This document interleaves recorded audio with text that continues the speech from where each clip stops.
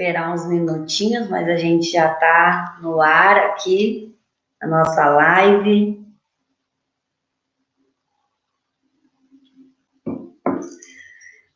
Vamos começar então. Bom dia a todas e todos. É um prazer nessa segunda-feira já estar debatendo temas importantes aqui na nossa página, com convidados muito especiais, né? Então começamos depois do feriado, a semana já começa a mil, né? Para nós começarmos a trabalhar, a desenvolver, a fazer o nosso trabalho, o nosso compromisso com a sociedade de Santa Maria. E eu tenho muita felicidade de hoje estar aqui novamente com companheiros de luta, companheiros que acreditam num dia melhor, num dia de amanhã melhor, que a gente possa ter sempre mais esperança para seguir, né, a nossa caminhada, que embora estejamos num momento extremamente difícil, a gente nunca perca a esperança e a vontade de lutar e acreditar num mundo melhor. Mas hoje estamos aqui novamente com a minha companheira, minha amiga, né, de luta, a Paola Carvalho, que é assistente social, sempre está comigo aqui nas nossas lives, na verdade. Ela também é diretora de política institucional e internacional da Rede Brasileira de Renda Básica. Então, Paola, esteve comigo agora em Santa Maria há poucos dias também, nos ajudando nesse tema que é tão importante, que é o tema da renda. Tudo bem, Paola? Como é que tu tá? Um bom dia para ti. Bom dia, Marina. Tomando um chimarrão aqui junto contigo. Muito feliz em estar aqui com o Suplicy e com o Valdeci, que são companheiros que estão conosco aí nessa caminhada pela renda básica. E sim, Suplicy, estive em Santa Maria, como o senhor esteve também na semana passada, exatamente para acompanhar esses dois companheiros que tiveram uma boa conversa com o prefeito, que eu acho que nós vamos abordar aqui. E eu sei que o senhor tem um trabalho aí em São Paulo e aqui no Rio Grande do Sul a turma segue trabalhando para ter uma renda emergencial no município. Que ótimo. E, novamente, aqui o nosso companheiro, sempre de luta, que também tem um projeto a nível do Estado do Rio Grande do Sul, um projeto de lei que trata da renda, que trata do auxílio emergencial também para o Rio Grande do Sul. É com muita honra que eu tenho o prazer de estar de novo com o Valdeci aqui na nossa página. Tudo bem, Valdeci? Tudo bem, Marina? Bom dia, Marina, bom dia a todos os nossos internautas, um grande abraço aí ao companheiro, né, Eduardo Suplicy, a companheira Paola, né, parceiros de primeira hora nessa luta em defesa da renda básica. Quero também parabenizar, Marina, porque você assumiu essa tarefa antes mesmo de assumir como vereadora aqui em Santa Maria, já estava nessa caminhada junto conosco. Eu acho que isso é muito positivo. E certamente as conversas que nós tivemos semana passada com o prefeito, que são detalhes importantes, e certamente os dados e a tua determinação de apresentar uma proposta viável, sinalizando da onde, inclusive, poderia ser retirado recursos, acho que é muito importante. Eu, mesmo a gente tendo opiniões divergentes em relação ao prefeito, eu acho que nesse quesito ele vai estar sendo sensibilizado e vai apresentar alternativas. Nós, no Estado, Suplicy, estamos aí nessa peleia, não é fácil. O governo do Estado apresentou uma proposta de renda emergencial gaúcha muito distante daquilo que nós estamos querendo, daquilo que nós apresentamos, mas, ao mesmo tempo, achamos bastante positivo o governo ter apresentado uma proposta esta que nós já vamos começar a discutir em plenário amanhã pela urgência, pela importância do processo.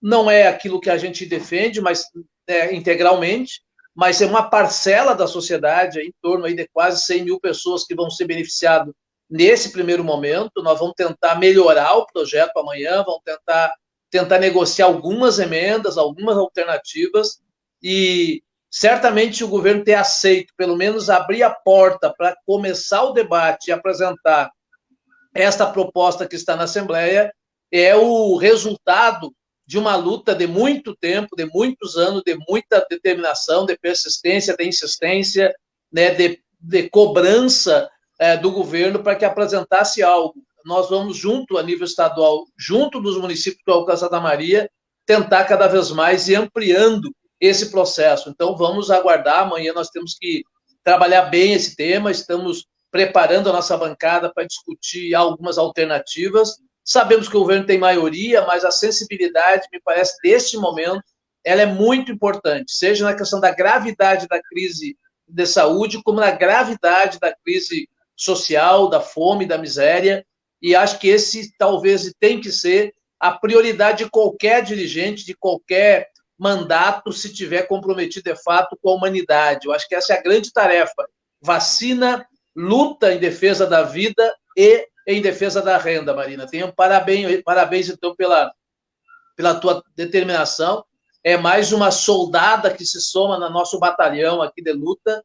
Eu, há pouco, só para fechar, poucos minutos atrás, Paulo, eu estava fazendo uma entrevista na rádio Geração de Salto do Jacuí.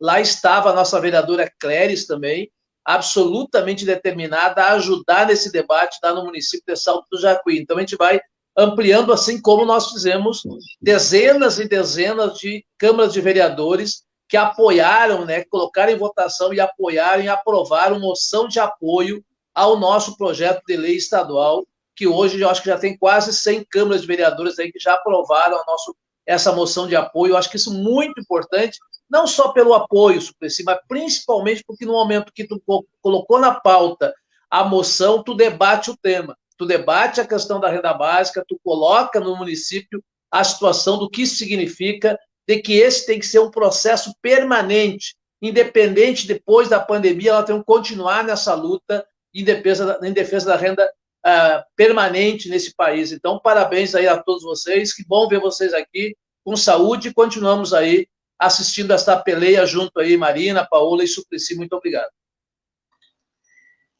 É importante, o Valdeci, salientar, né, que a renda tem que ser permanente. Então, quando a gente apresenta um projeto, a ideia, além de ser um trabalho que precisamos fazer de imediato, mas temos que tratar esse tema que é de suma importância, né, para que possamos garantir para as pessoas dignidade, uma renda permanente aqui no município de Santa Maria.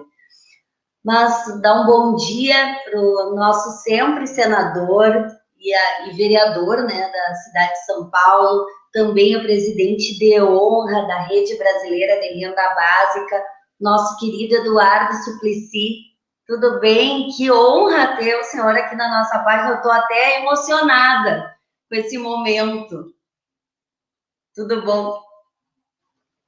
Tá no... Perdão. Agora, estou sendo ouvido? Sim. Sim. Muito obrigado, vereadora Marina Calegaro. Para mim, uma alegria estar conversando com vocês. Olha, aqui em casa eu não tenho chimarrão, não sei o que o Valdeci tem, mas eu ofereci um café, porque é a tradição mais nossa aqui de São Paulo, né? Mas eu queria primeiro dizer uma palavra de condolências, porque uma das minhas principais assessoras, Joana Mobará, teve o seu marido falecido ontem, no dia de Páscoa, depois de mais de 2 semanas entubado, com 62 anos. Antônio Fernando Mobará, seu marido, e pai de Rodrigo e Fernanda, de 29 e 30 anos, infelizmente faleceu depois de uma longa batalha, entubado por 2 semanas. Então, cada um de nós temos alguém próximo de quem conosco trabalha ou na família sendo vítima deste Covid-19. Então, uma primeira palavra é de homenagem e condolências à família do Fernando Mobará. Mas quero lhes dizer, vocês no Rio Grande do Sul estão tendo, assim, um papel formidável, inclusive com os esforços da Paola Carvalho e de tantos que estão aí na Rede Brasileira da Renda Básica, e o Valdeci Oliveira, que teve uma iniciativa tão positiva na Assembleia Legislativa e também em diálogo, Paola e Valdeci tiveram com o governador Eduardo Leite, e este assunto ganhou assim uma relevância extraordinária em virtude do mandato de injunção que a Defensoria Pública da União realizou em nome do morador em situação de rua Alexandre da Silva, português,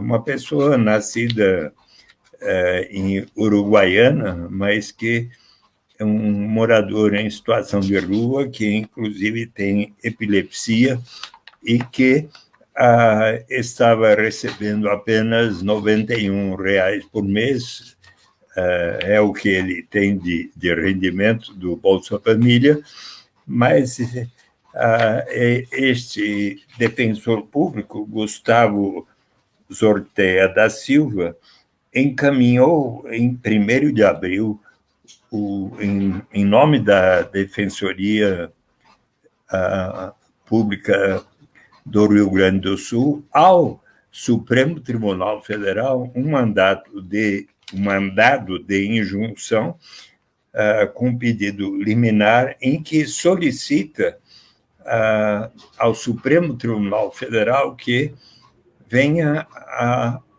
implementar, a regulamentar a renda básica de cidadania, conforme prevê a Lei 10.835 de 2004, uma lei que foi aprovada em dezembro de 2002 por todos os partidos no Senado Federal e daí também por todos os partidos em novembro de 2003 na Câmara dos Deputados, e eu tive o cuidado de verificar no dia em que lá na Comissão de Constituição e Justiça da Câmara foi aprovado, sabe quem estava presente? 2 deputados, que hoje era há pouquinho o ministro Onyx Lorenzoni, da Cidadania, e estava presente também nada mais, nada menos do que o então deputado federal, hoje presidente Jair Bolsonaro, e ambos não tiveram qualquer palavra contra e, portanto, votaram a favor.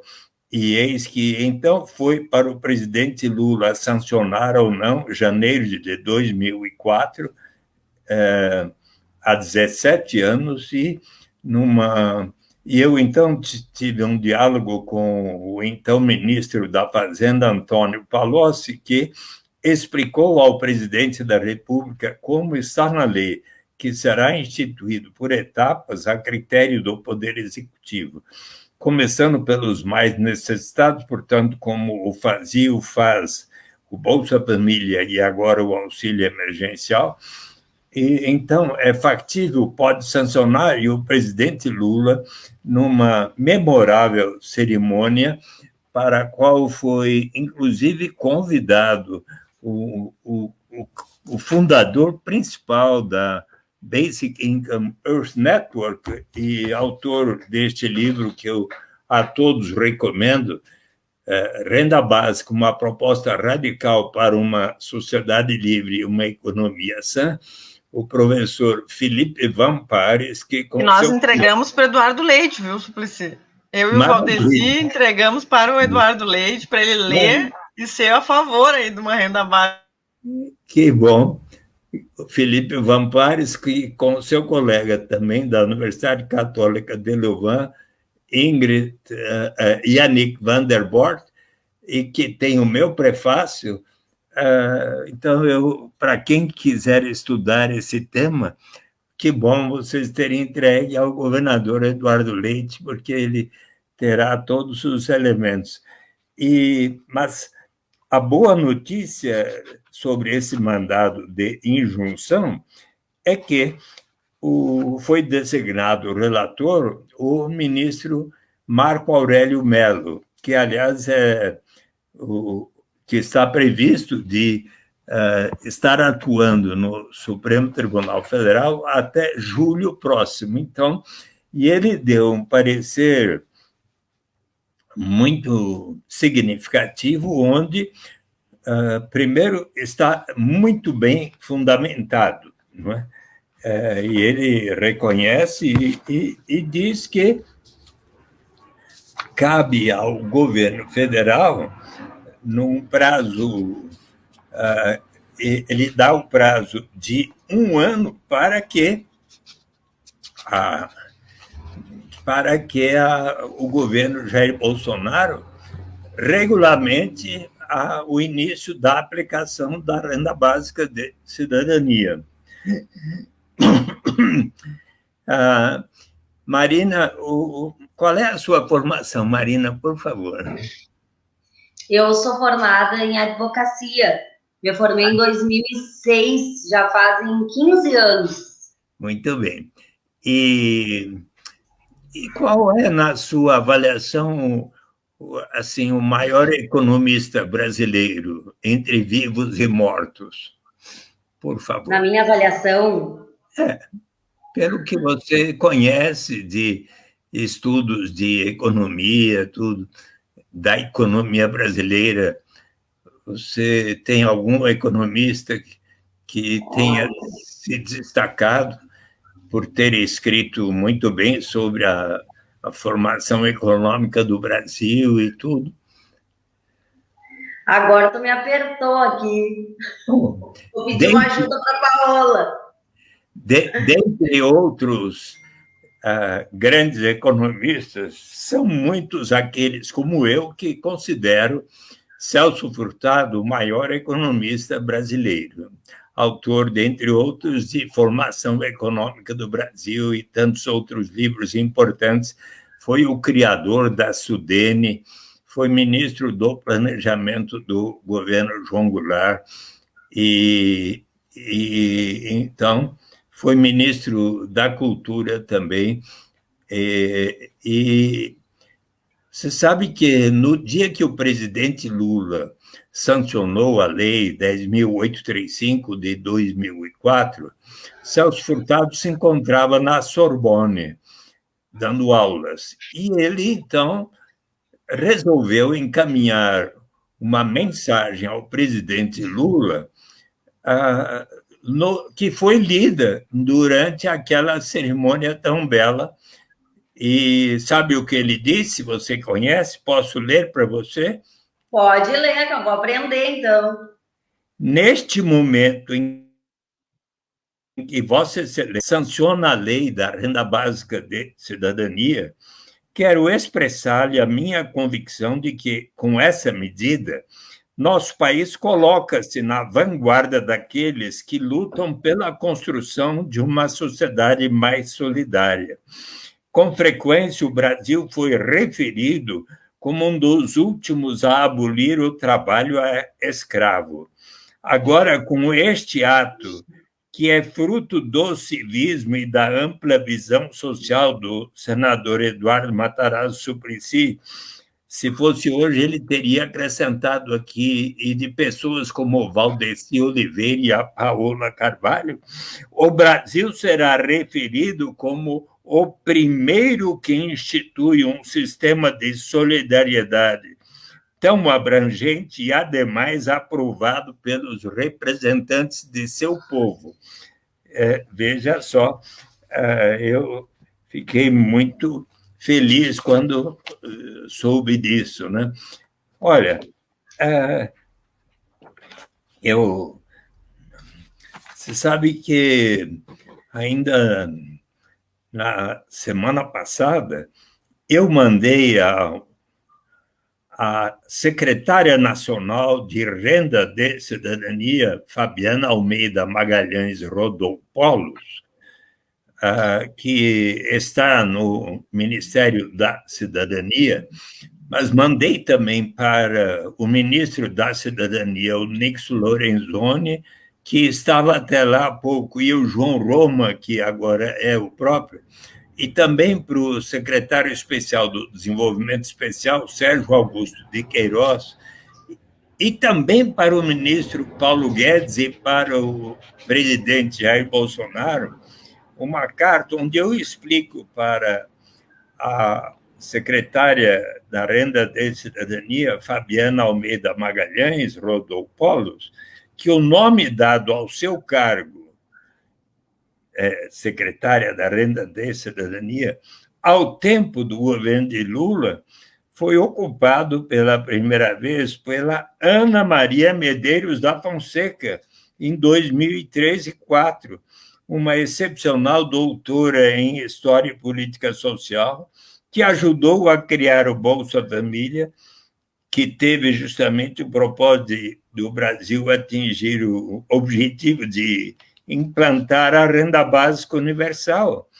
Muitas vezes eu conversei com a Ana Fonseca, que tinha plena consciência disso, e portanto, ela que foi uma das pioneiras, ela fez a sua tese de doutoramento sobre o primeiro projeto de garantia de renda mínima associado à educação de Campinas, do José Roberto Magalhães Teixeira.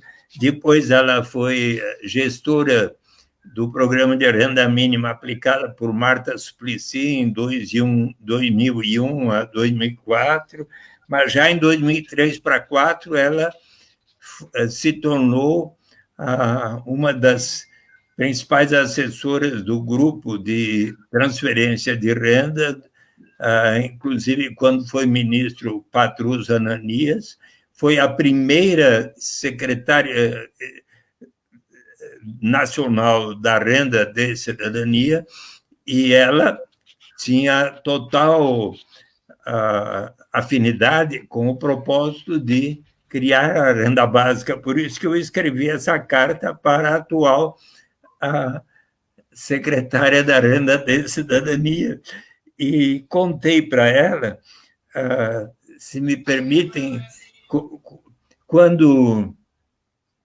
nesta carta eu conto para ela a história de como, quando eu apresentei este projeto em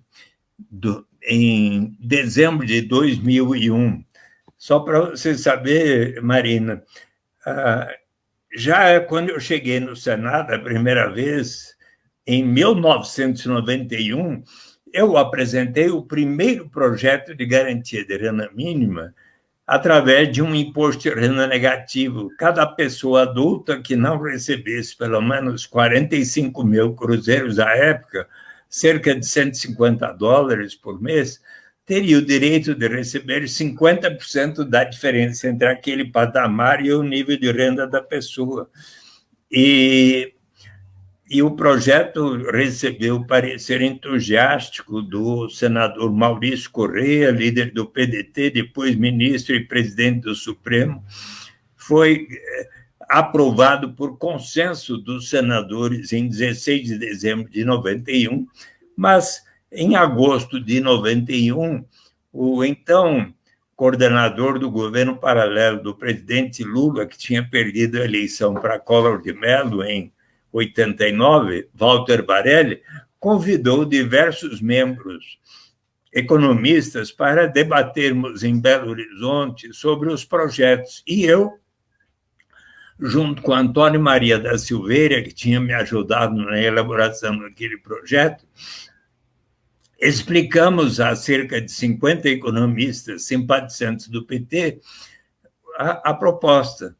Quando José Márcio Camargo, até hoje, professor da Pontifícia Universidade Católica do Rio de Janeiro, ponderou, olha, muito bom a garantia de uma renda, mas que tal começarmos pelas famílias carentes que, não tendo como dar de comer em casa para suas crianças, resolve colocá-las para trabalharem desde os 7, 8, 9, 10 anos de idade. E quando chegam à idade adulta, não conseguem ter uma profissão com uma boa formação. Se nós provermos a garantia de uma renda mínima às famílias carentes, desde que as crianças estejam indo à escola, estaremos contribuindo para cortar um dos elos do círculo vicioso da pobreza. E ele escreveu na Folha de São Paulo, em 91 e 93, um artigo com essa proposta. E em 94 para 95, Cristóvão Buarque, eleito governador pelo PT no Distrito Federal, e José Roberto Magalhães Teixeira, prefeito de São José dos Campos, prefeito de Campinas, ambos iniciaram projetos de garantia de renda mínima associados às oportunidades de educação das crianças. E isso se desenvolveu, foi também instituído em Ribeirão Preto, Belo Horizonte, Piracicaba, Belém, Mundo Novo, Caxias do Sul e assim por diante. E lá no Congresso Nacional surgiram projetos de Pedro Wilson, Chico Vigilante, Nelson Marquesan, no Senado Federal de Renan Calheiros, José Roberto Arruda, Ney Suassuna, 6 projetos, todos para que a União financiasse os municípios que adotassem programas naquela direção. E eis que, já em 1992, quando o Antônio Maria da Silveira, que tinha me ajudado muito naquele projeto, foi aos Estados Unidos e à Europa, e quando ele voltou, nós estávamos entusiasmadíssimos, porque o programa de renda mínima já tinha sido aprovado no Senado, e eu perguntei a ele como é que está o debate lá. Ele falou, olha, agora estão todos falando na renda básica, e me deu o livro Ethical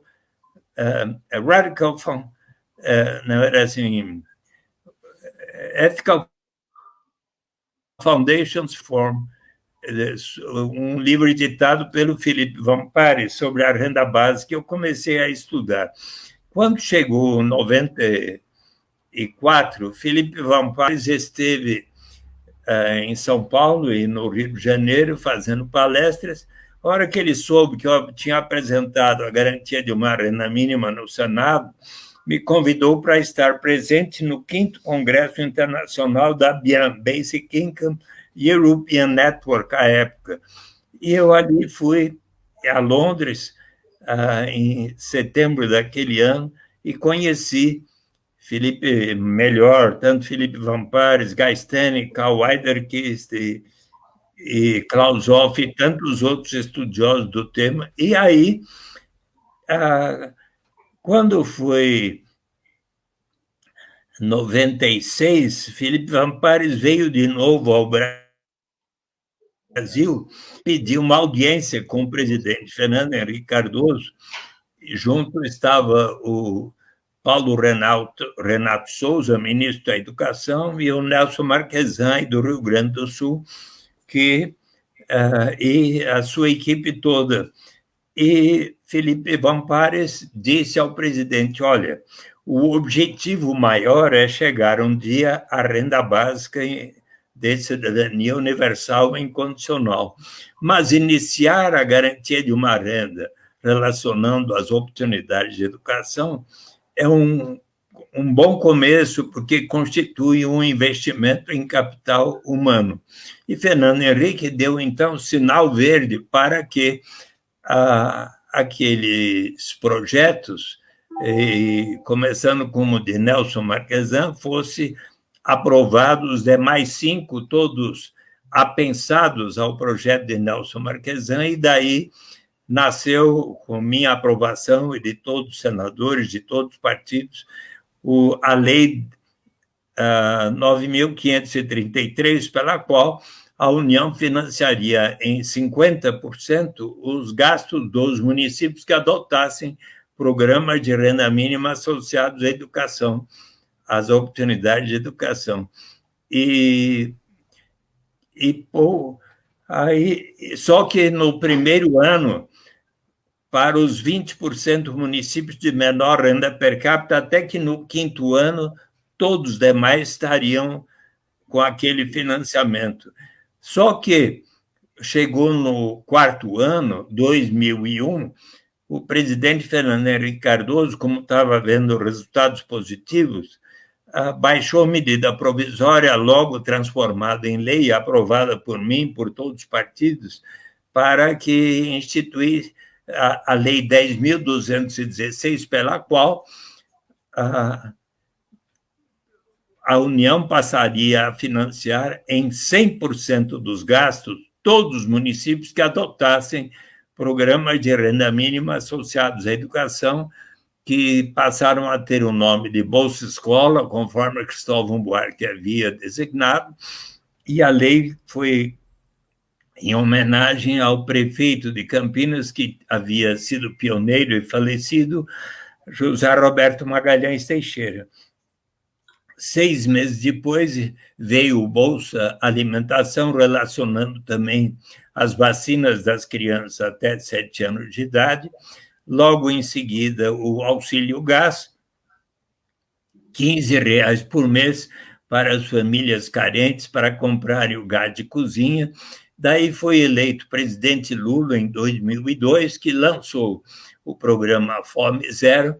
Eu até estive em Guaribas e Acauã, no interior do Piauí, quando o ministro José Graziano da Silva, que era o ministro do combate à fome, lançou o cartão alimentação a R$ 50 por mês, que só poderiam ser gastos em alimentos para as famílias carentes. E um grupo onde estavam Miriam Belchior Seca e acho que Rafael Pai de Barro e outros economistas, fez um estudo interministerial que encaminhou ao presidente Lula em outubro de 2003, e, com base nesse estudo, o presidente Lula resolveu unificar e racionalizar esses 4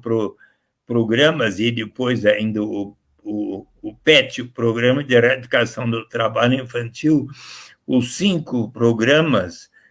Então, Bolsa Escola, Bolsa Alimentação, Auxílio Gás, Cartão Alimentação, PET, naquilo que veio a ser o Bolsa Família, que em dezembro de 2003 já tinha 3,5 milhões de famílias inscritas, e em 2014 para 15, 14.200.000 e tantas famílias, e desde 2003 até 2014, 15, tanto o coeficiente Gini de desigualdade como os indicadores de pobreza extrema foram diminuindo gradualmente até 2014, 15, e mais eu, então, estudando esse tema, como a Paola e o Valdeci, acabei persuadido de que melhor ainda seria a renda básica incondicional universal. Dezembro de 2001, apresentei nova proposta. E aí foi designado relator o então senador Francelino Pereira, do PFL, ex-governador de Minas, ex-presidente da Arena, e ele me disse: Marina, olha, Eduardo, eu estou com 81 anos, não vou mais ser candidato e quero muito estudar com atenção o seu projeto.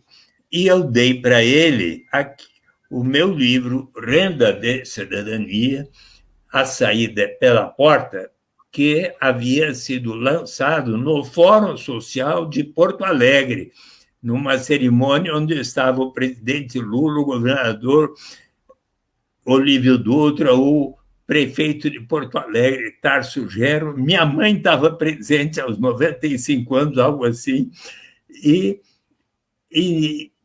nesta oportunidade, daí eu entreguei meu livro era abril de 2002, para Francelino Pereira. Ele estudou e disse: olha, Eduardo, é uma boa ideia, mas você precisa torná-la compatível com a lei de responsabilidade fiscal. Que tal pela qual, para cada despesa, você precisa ter a receita correspondente. Que tal você aceitar um parágrafo que diga que será instituída por etapas, a critério do Poder Executivo, começando pelos mais necessitados, portanto, como faz o Bolsa Família? E eu achei de bom senso. E sabe do que eu lembrei? Você conhece já a história de Agatotopia? Conhece? Não. Eu recomendo. O Valdeci e a Paola acho que já sabem.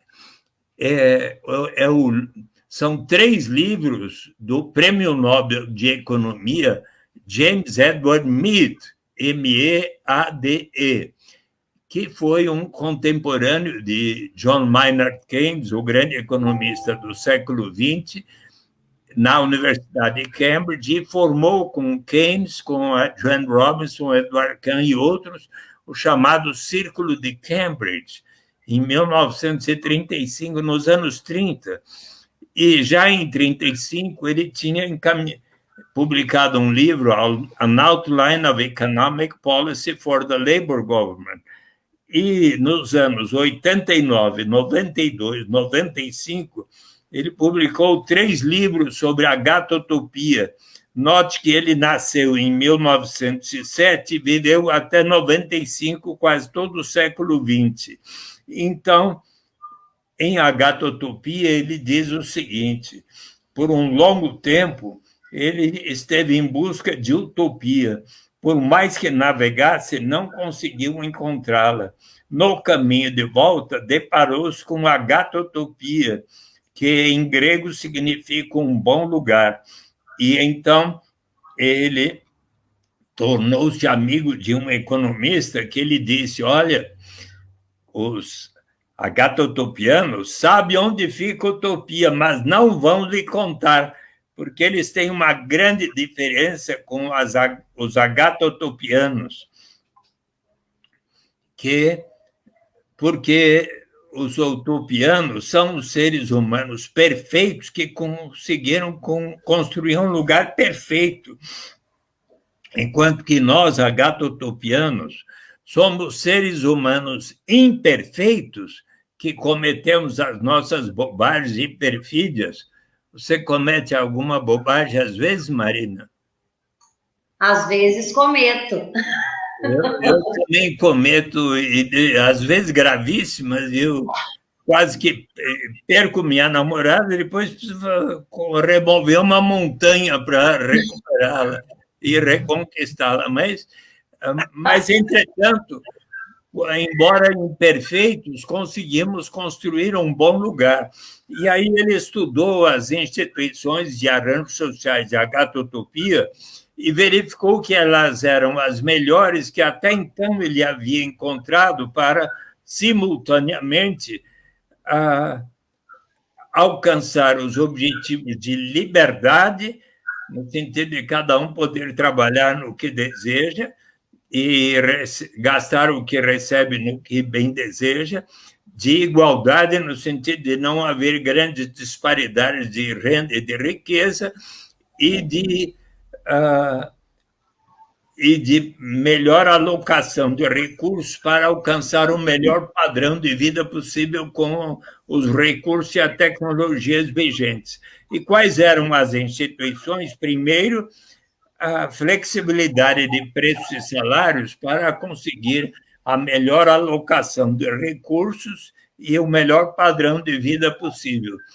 Segundo, muita interação entre capital e trabalho, empresários e trabalhadores, de tal maneira que os trabalhadores fossem contratados não apenas por salários, mas também por quotas de participação nos resultados.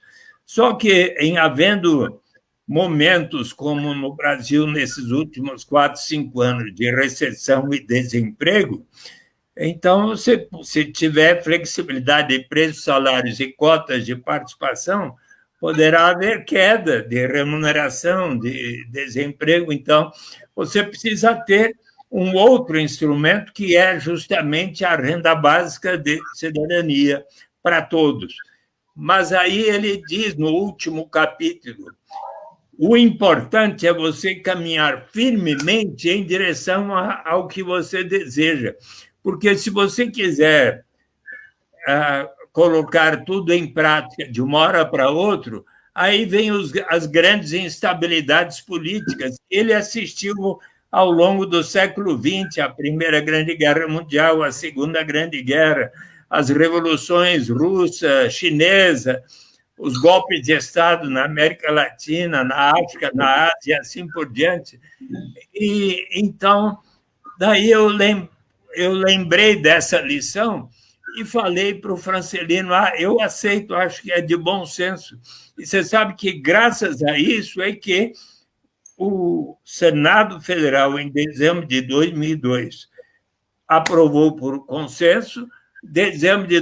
Novembro de 2003, a Câmara aprovou por consenso e foi ao presidente Lula e sancionou numa belíssima cerimônia. E agora, graças a Marina Calegari, ao Valdeci Oliveira, a Paola Carvalho e a todos que estão formando a Rede Brasileira da Renda Básica e mais lá no Congresso Nacional, a Frente Parlamentar Mista, você sabia que foi criada em 2019, Frente Parlamentar Mista em defesa da renda básica?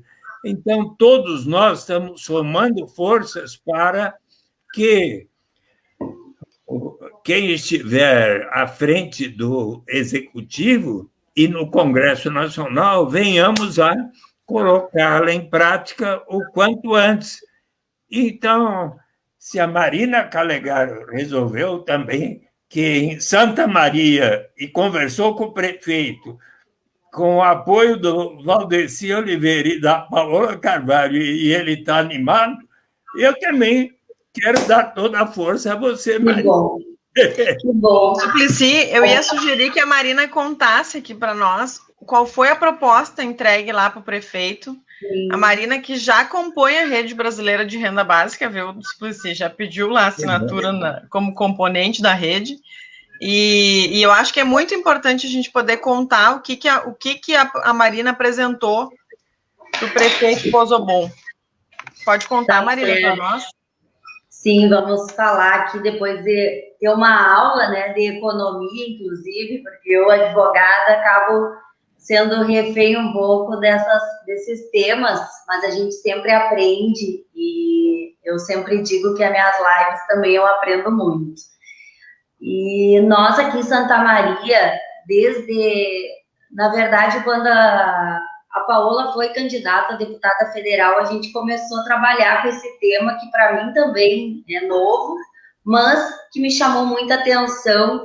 E quando eu fui candidata aqui em Santa Maria, vereadora, eu propus, dentro da minha plataforma, de instituir um programa aqui em Santa Maria de renda básica de cidadania.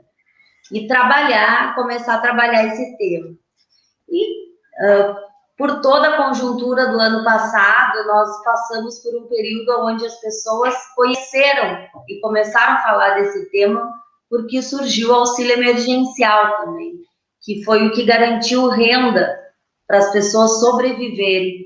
E dentro desse trabalho, a gente começou, junto com o deputado Valdeci, com a Paola, a auxiliar a comunidade santamariense, porque muitas pessoas são desprovidas, né? Infelizmente, as pessoas têm pouco acesso à informação, e também pela minha formação em Direito, a gente começou a auxiliar essas pessoas, e principalmente aqueles que não conseguiram receber, embora tinham direito, né? Então, a gente começou a trabalhar nesse sentido. E nos nossos primeiros passos na Câmara de Vereadores e Vereadoras da cidade, propusemos um projeto com base nessa criação da renda básica de cidadania, que tivesse também um auxílio emergencial e um auxílio permanente.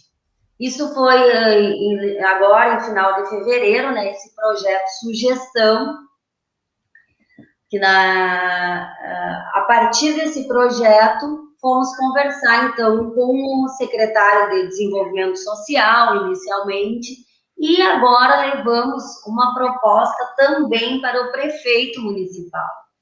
A gente sabe, Santa Maria teve 70 mil pessoas beneficiárias no ano passado, com o auxílio emergencial do governo federal. Isso teve um reflexo também na economia da nossa cidade, foi importante também para a nossa economia.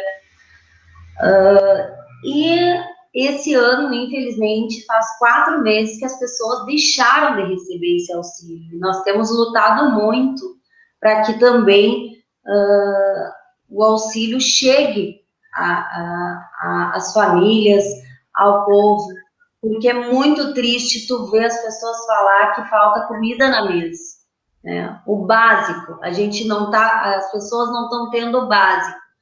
E agora, por mais que tenhamos conseguido que o auxílio emergencial seja implantado novamente, os valores, eles são bem aquém do que era no ano passado.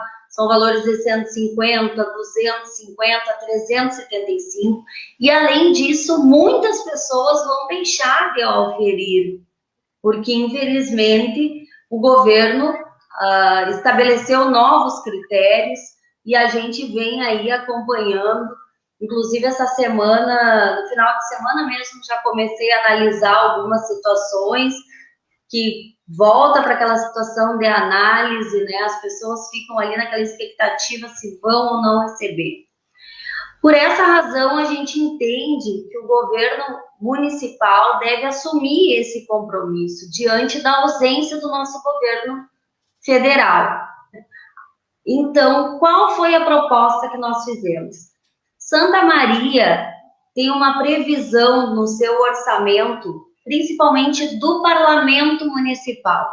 O nosso parlamento sempre tem uma previsão orçamentária, mas a Câmara de Vereadores não utiliza desses valores, acaba não utilizando esses valores. No último exercício de 2020, nós tivemos aí uma previsão orçamentária de 25 milhões, mas a Câmara deixou de utilizar 5 milhões, quase 5 milhões. Nesse ano, a gente tem uma perspectiva também que vai ter uma redução desse valor, inclusive, que a Câmara vai deixar de utilizar. E isso vem ocorrendo reiteradamente a alguns exercícios, dentro desta média.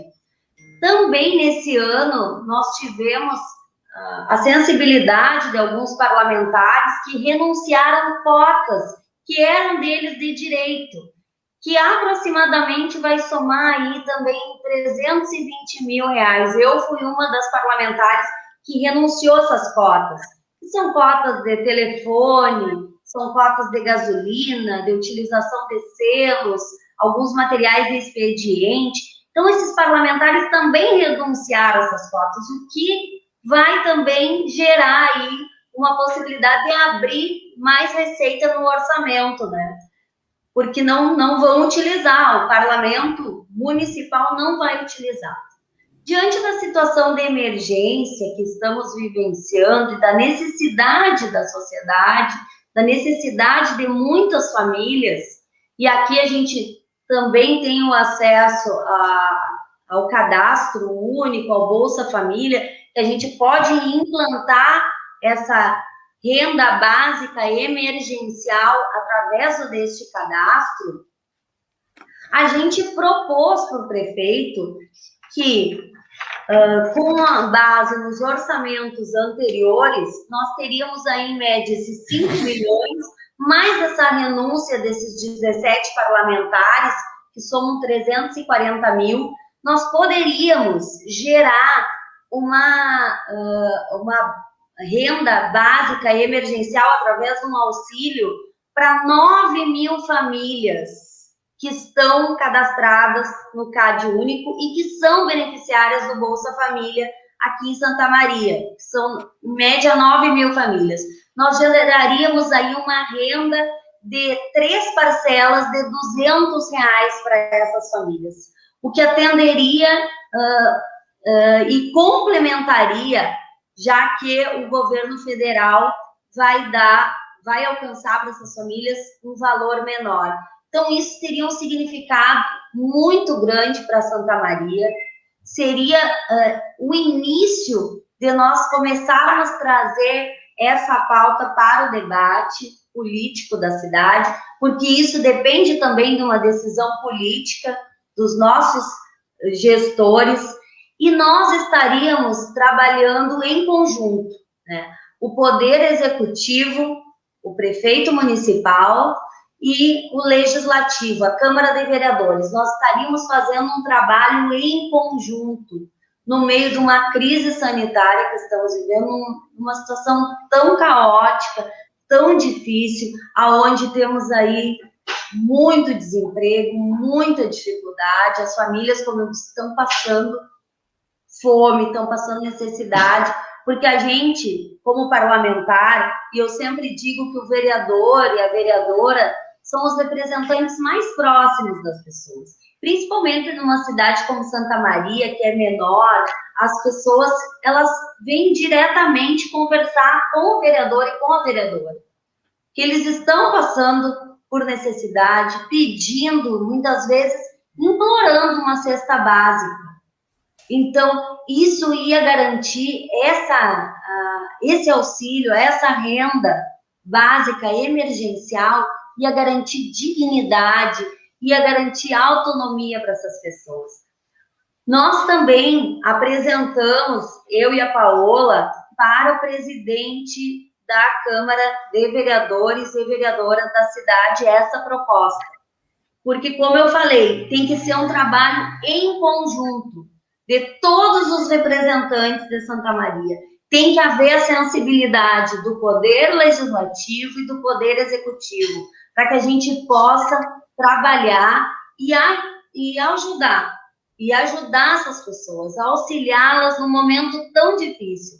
Então, é uma responsabilidade que nós temos, as pessoas têm necessidade, como eu falei, há sim a necessidade, e também a viabilidade econômica, no momento que nós apontamos essa possibilidade.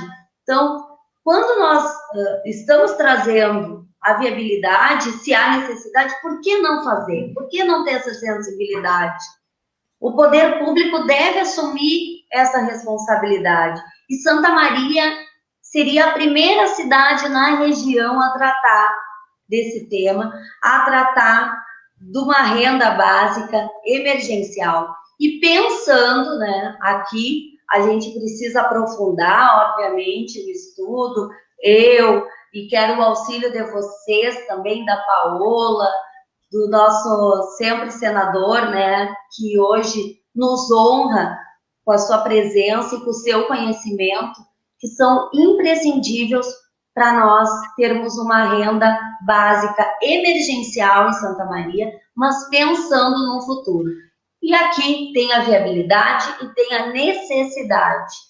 Eu tenho certeza que o prefeito ficou muito, ele disse, né, que achou o nosso projeto e a nossa ideia extremamente importante, né, ficou muito entusiasmado e pediu, né, que a gente possa também estabelecer esse diálogo junto com a Câmara de Vereadores e Vereadoras, para que todos os nossos 21 parlamentares que estão lá também tenham essa sensibilidade, porque eles estão diretamente conversando com a comunidade, com as pessoas de Santa Maria, e sabem da necessidade que estamos vivendo.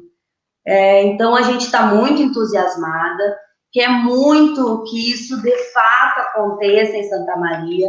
Já estou fazendo alguns movimentos também com a irmã Lourdes, conversei com ela no final de semana, para participarmos porque a gente vai precisar também do auxílio dos nossos movimentos sociais, de pessoas que são importantes aqui na cidade, que possam debater conosco, e também cobrar aí do prefeito uma ação imediata, porque isso é urgente, e clama por uma ação política efetiva e uma ação política que seja concreta, né? Que a gente não possa ficar só olhando os números, olhando as propostas que são excelentes, mas eu sempre digo, enquanto parlamentar, e quando me propus a estar nesta condição, que eu gostaria de ter uma política efetiva, que as coisas fossem concretas, porque é bom a gente viver no mundo da utopia, como o nosso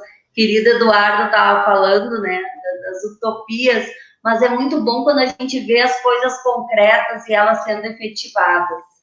E eu tenho certeza que Santa Maria carece, sim, de um auxílio, carece, sim, a nossa comunidade carece, ela clama por isso, e eu tenho muita responsabilidade com esse tema, e tenho certeza que o prefeito também vai ter essa responsabilidade.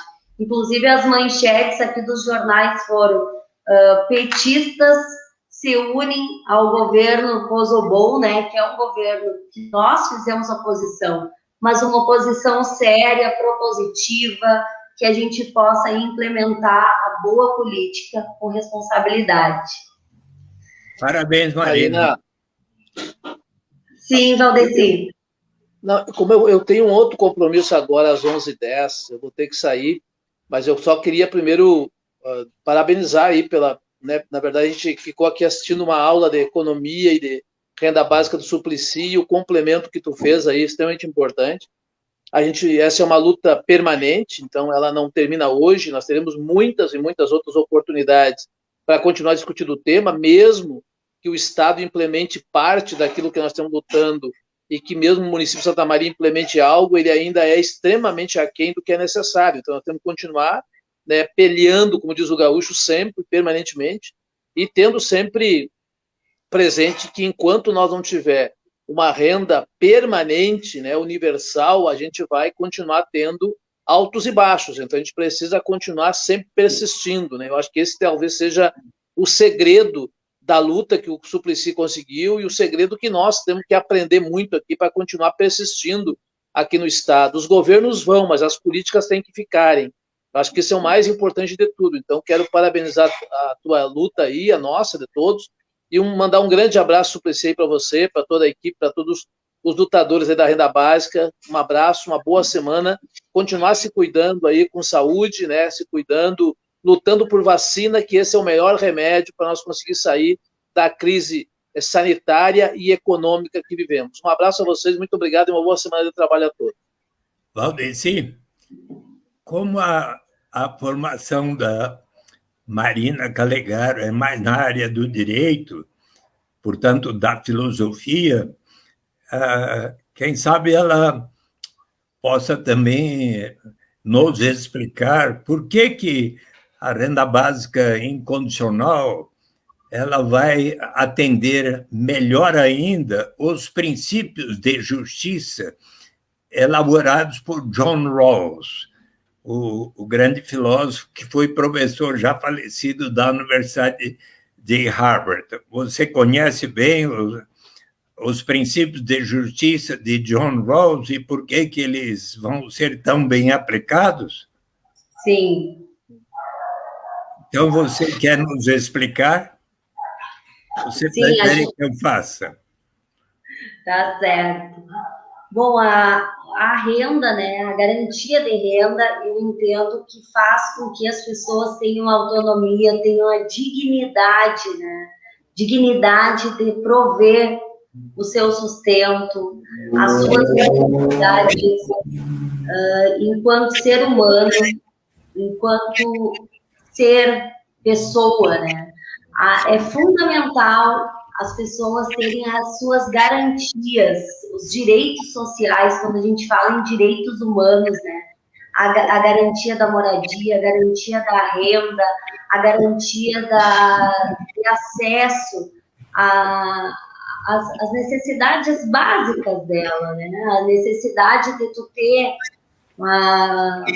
o acesso à educação, o acesso à cultura, para te ter acesso a todas essas garantias que a gente diz que estão na nossa Constituição Federal, tu precisa de uma renda digna para se viver, né? Tu precisa de renda, tu precisa... E se o Estado, se se tu não tem condições plenas de prover essa tua renda, é uma responsabilidade do Estado te dar essa garantia. E, com certeza, a garantia de renda, ela te traz autonomia.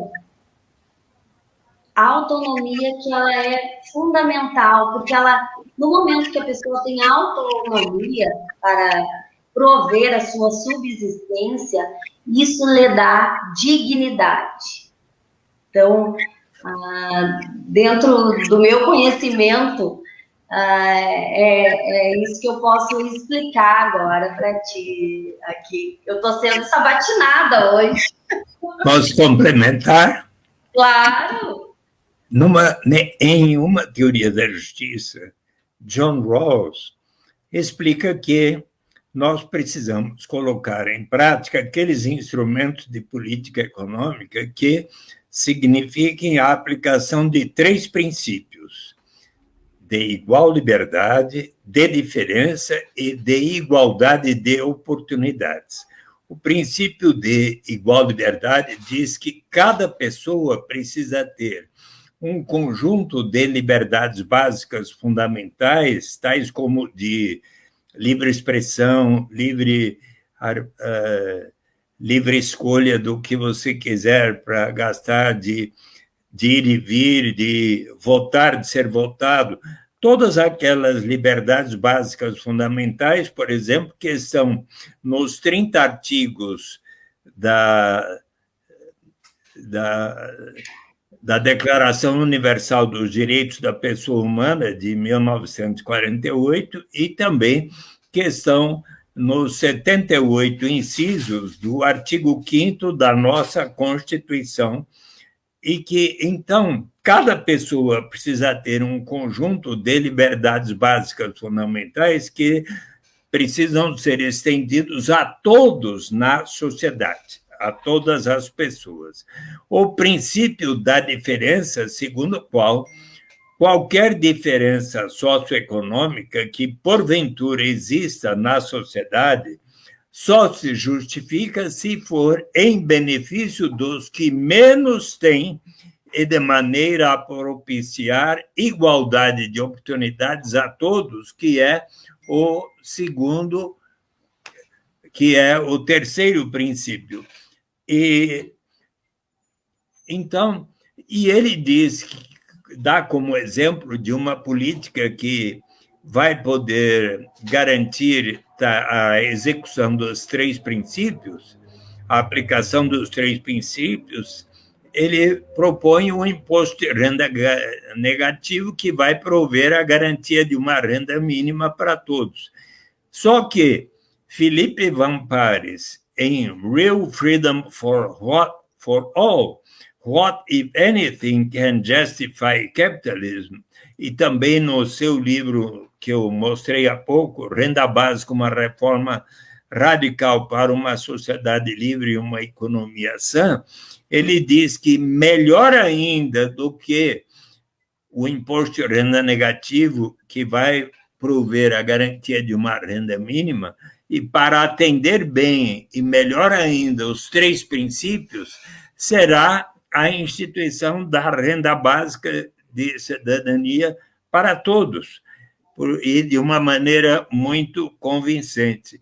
Então, como você é advogada formada em direito, que sabe filosofia, você pode agregar os seus argumentos com este pensamento do professor Felipe Van Pares, tá bom? Tá certo. Mas eu agradeço muito, a Paola está justificando aqui que caiu a luz dela lá e ela não vai, acho que não sei se vai conseguir retornar. Ah, certo. E você sabe que teve um dos principais chefes de Estado contemporâneos que recentemente resolveu abraçar a causa também da renda básica de cidadania. Qual foi? Não, eu não saberia dizer aqui. dentre os chefes de Estado hoje existentes e vivos, qual aquele que você tem assim grande admiração e o que ele fala você está sempre prestando atenção? O Luiz Inácio Lula da Silva é o meu grande ídolo, que foi nosso chefe de Estado. Mas outra pessoa internacionalmente que recentemente publicou um livro em dezembro passado e que fala uma coisa da qual você vai gostar muito. Pode nos contemplar aí com o seu conhecimento, então. Nos fale. Dentre todos os chefes de Estado de todos os países, qual aquele que você mais tem acompanhado e observado o que ele tem dito de recomendações? Olha, eu acompanho mais a conjuntura nacional, né? Infelizmente, a nossa conjuntura nacional ela não nos deixa muito a desejar enquanto chefe de Estado. Mas o senhor pode comentar para nós. Mas ele, de vez em quando, tem visitado outros países.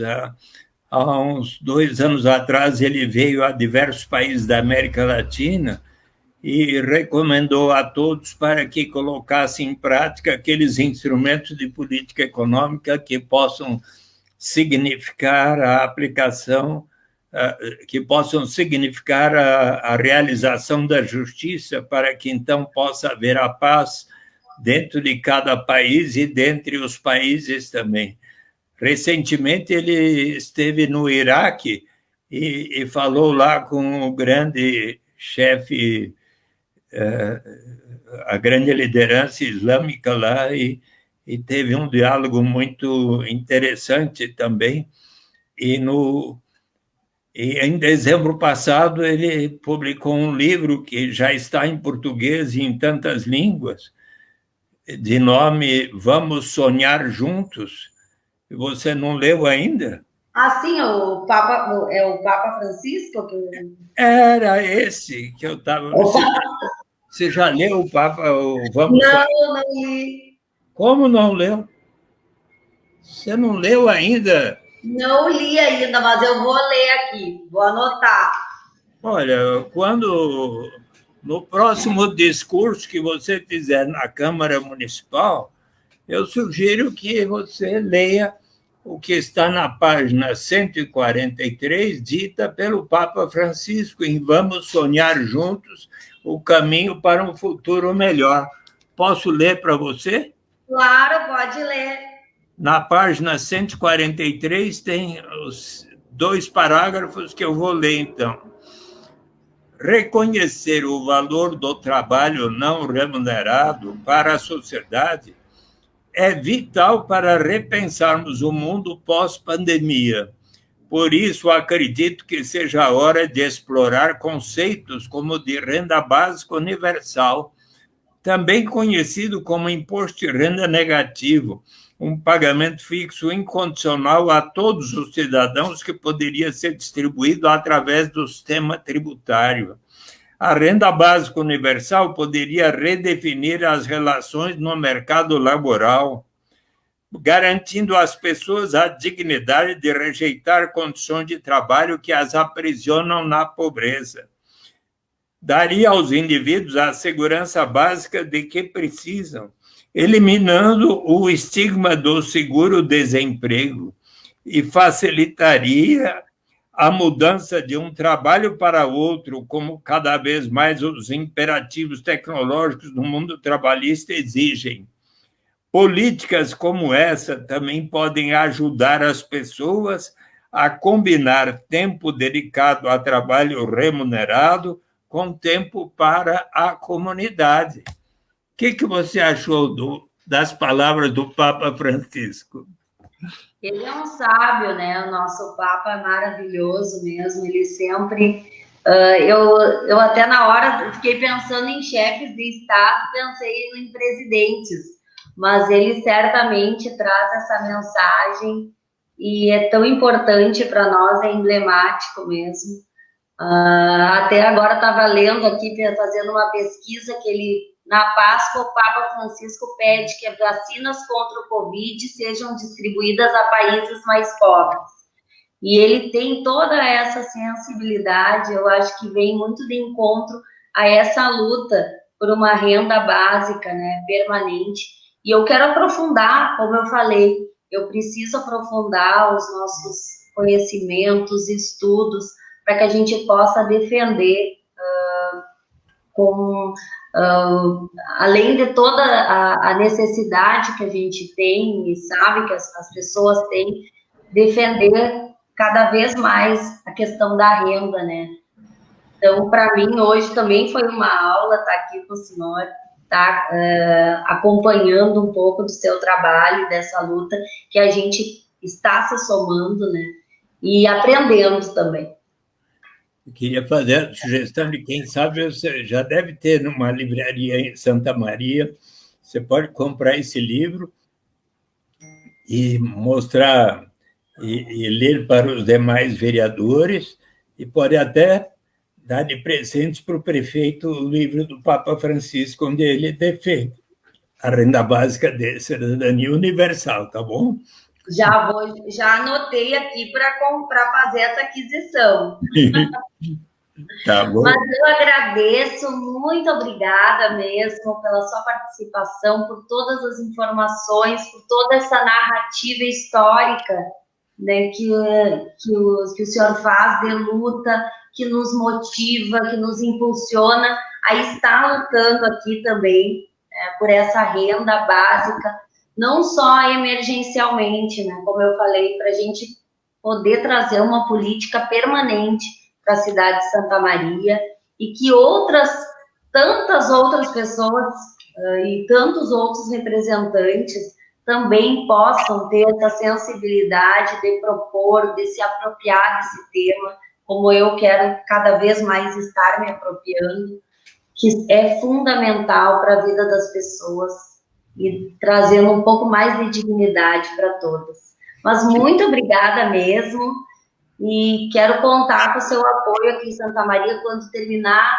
toda esse cenário de pandemia, que o senhor possa vir até aqui, trazer as suas palavras, toda a sua experiência nesse tema que é tão fundamental. Tá ótimo. Então, vamos combinar que logo que terminar essa pandemia, eu posso um dia fazer uma visita aí ao Rio Grande do Sul, a Santa Maria, e falar, e junto com o Valdeci, a Paola, com você, conversar aí com o prefeito, com a população de Santa Maria. Hoje, quantos habitantes são? 300 mil habitantes. 300 mil habitantes. E a principal fonte de riqueza de Santa Maria está mais na agricultura ou na parte industrial ou de serviços? Na verdade, mais de serviços. Hoje nós temos muitos servidores públicos aqui. Santa Maria, a sua economia é muito movimentada por isso, e o comércio local. A gente é uma cidade que sobrevive em função, nós temos os quartéis, nós temos a Universidade Federal, então é uma cidade que sobrevive mais dessas economias mesmo. Muito bem. De qualquer forma de riqueza gerada numa comunidade, num município, num estado, num país, nós sempre poderemos separar uma parcela para instituir um fundo que a todos pertencerá, e deste fundo propiciar a renda básica de cidadania para todos, tá bem? Com certeza. Então, felicidades, um grande abraço a você, aos nossos ouvintes, meu agradecimento e um beijo para a Paola Carvalho e para o nosso querido deputado Valdeci, que tanto tem colaborado para que possamos ter o Valdeci Oliveira no Rio Grande do Sul, a renda básica de cidadania. Um grande abraço para você, Marina. Muito obrigada a todas e todos que acompanharam a nossa live. O pessoal deixou muita mensagem aqui agradecendo, que tiveram uma aula de economia, tanto quanto eu, e com certeza foi uma manhã de segunda-feira muito produtiva para que a gente possa adquirir mais conhecimento e lutar, né, por essa renda básica emergencial aqui na nossa cidade, a partir dessa proposta que a gente trouxe ao prefeito, e clamar aí pela população que eles possam estar conosco nessa luta, porque é muito importante a luta dos movimentos sociais, a luta dos segmentos que são importantes. A irmã Lourdes, que eu conversei com ela esse final de semana, que é presidente do Conceia, então ela também vai estar conosco aí, e outros e outras que estão se somando, como a Paola, o Valdeci, que já lutam permanente aí por uma renda básica emergencial de cidadania. Tá bem, gente? Um forte abraço, uma boa semana a todos. Um abração. Tchau, tchau. Felicidades, hein? Tudo de bom.